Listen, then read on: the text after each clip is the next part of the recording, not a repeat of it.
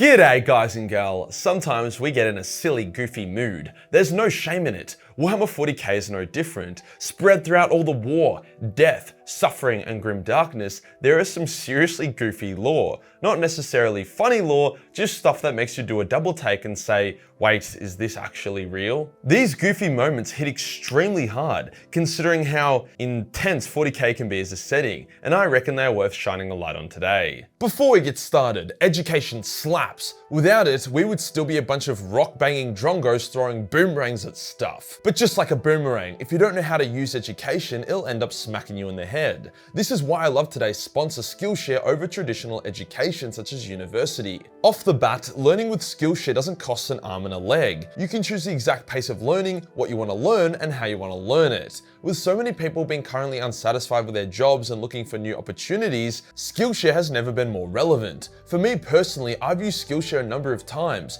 Firstly, to figure out how to use my camera. Secondly, how to figure out my audio situation. And thirdly, how to create a proper lighting setup. You'll notice my old videos were poorly shot, poorly color graded, and had trash lighting. It was Skillshare that now gives you this sexy aesthetic cinematic vibe. So to learn a new skill, improve an existing one, or discover new ones, then use my link below. The first 1,000 people to click and join will get their first month free. Perfect if you want to jump in, try out a course, and if you don't like it, then just cancel your trial for free. Cheers to Skillshare for sponsoring this video. Today we'll go over the 10 goofiest moments in Warhammer 40k lore, highlighting why they were so silly, and we can look at if it was actually genius writing or just pure retardation by the authors. I also won't be including any of the moments from the top 10 funniest things video that I made, so if you think there is a super silly goofy moment not in this list, it's probably on that one. So yeah, watch it after this one, bitch. Let's get into it.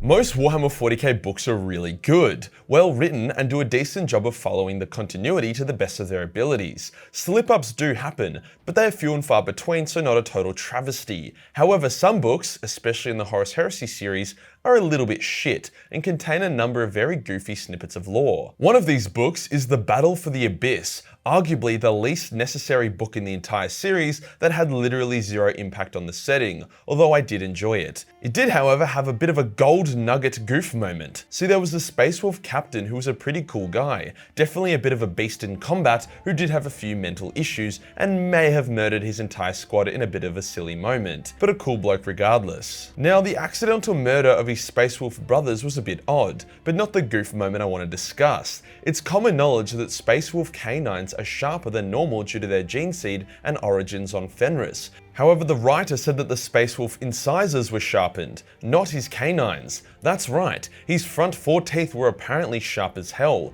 giving him a rodent or beaver-like appearance. Now, I don't think the author wanted a badass Space Wolf captain to look like Alvin the Chipmunk, but it is very goofy that a very articulate and intelligent wordsmith would stuff up pretty basic dental anatomy. To be fair, humans have sharpened their incisors and other frontal teeth in the past, making them look like sharks. However, I don't think Space Wolves have ever been written or portrayed as such, so we are going to list this one as a bit of a goof. Speaking of the Horus Heresy, unlike funnier 40k books such as The Infinite and the Divine, or literally any Kane book ever, it is very serious overall. Speaking of betrayal and vengeance, however, there was one scene that was supposed to be pivotal and important that gets made super goofy by Magnus the Red needing to be as dramatic as possible. Basically, Lorga has called Magnus the Cultist to ask him questions about the warp and the gods within it. This is all pre-heresy. Magnus was disgusted with how zealous and intense Lorgar was being, telling him that these gods weren't real, and if Lorgar kept being a fanatic, then he would eventually be purged.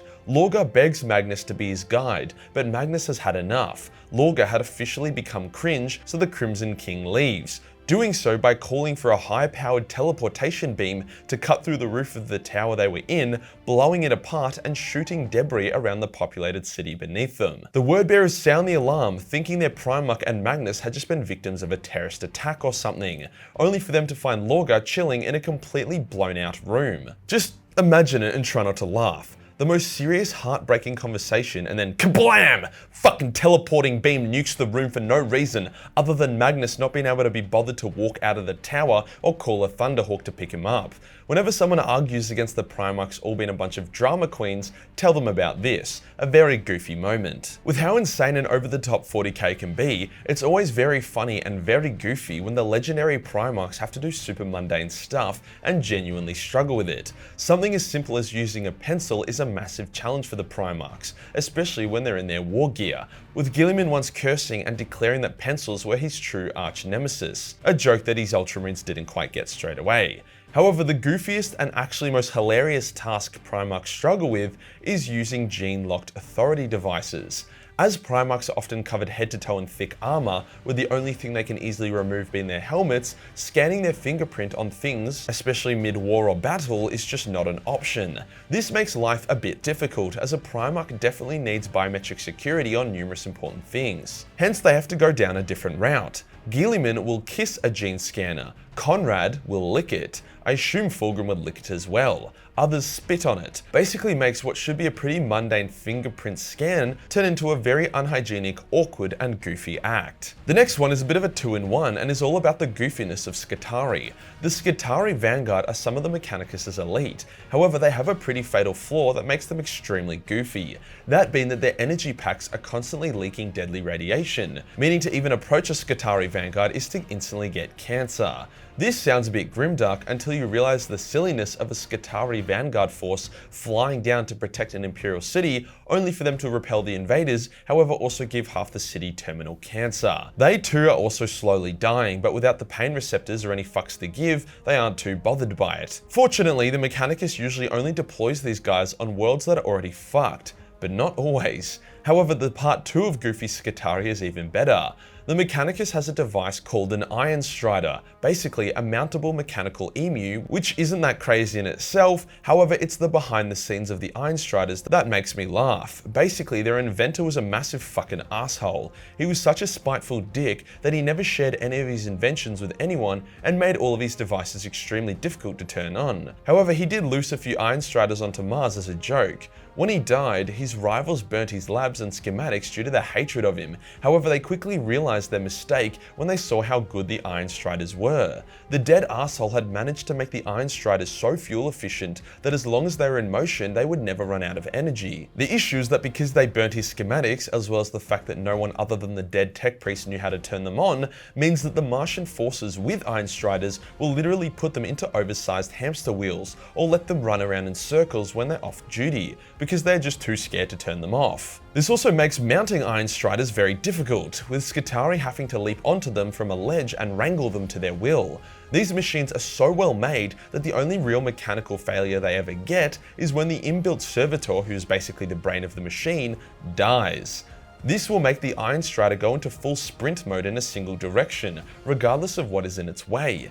Hence, tech priests will need to try and chase it down on jet bikes or faster Iron Striders and attempt to swap out the dead servitor with a new living one while zooming at hundreds of kilometers an hour. It's just so funny how such an advanced machine requires the absolute most primitive technologies to be able to use. The inventor of the Iron Striders could have just had a simple off and on button or a failsafe for when the servitor dies, but no, he decided to be a massive dick about it instead. Orcs cannot grow hair. It's just not within their genetic code to be able to do so. So then how come some orcs have hair? Well, it's not actually theirs. It's actually a special hair squig that they grab and then stick to their head or face. So the next time you see an orc with a top knot, remember that you're actually facing against two separate beings. Astartes' Terminator plate is some of the most powerful armor in the entire setting. Anyone wearing it is considered to be a one-man army, capable of holding the line against nearly any foe and even bodying entire Space Marine squads by itself. However, it is quite heavy and not very mobile. As a result of this, occasionally the members of the Dark Angel's first company,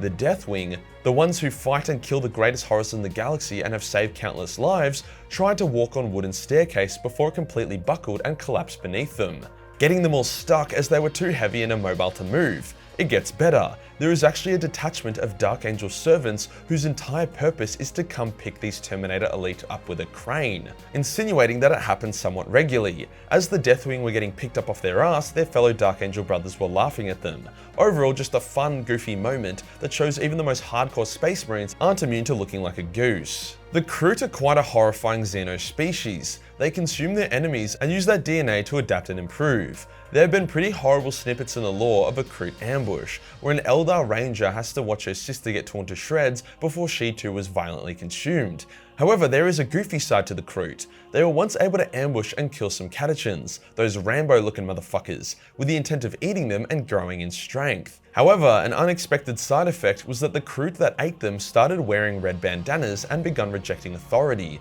implying that the catechins' love of red bandanas isn't a cultural thing, but ingrained in their very DNA, along with the grief they give their commanders. The Tau actually requested the Kroot stop eating the catechins as it made them extremely obnoxious allies. The next bit of goof is lighthearted and I really enjoy it. The Emperor's Spears Space Marine chapter has a unique approach to honouring their dead.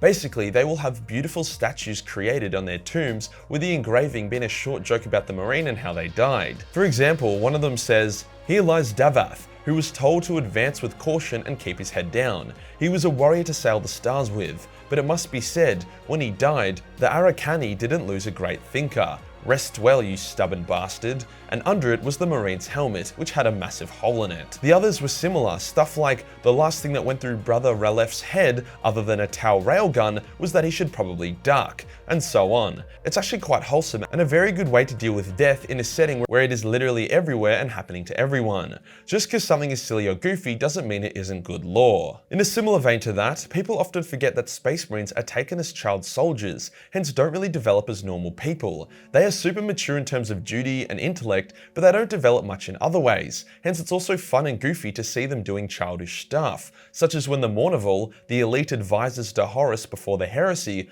would try jump and smack overhanging pipes or signs as they walked past, often in competition with each other. This type of friendly, goofy competition and banter is present throughout most Space Marine books, helping to humanize what is otherwise a bunch of living weapons without going overboard and trying to make them hard to distinguish from us.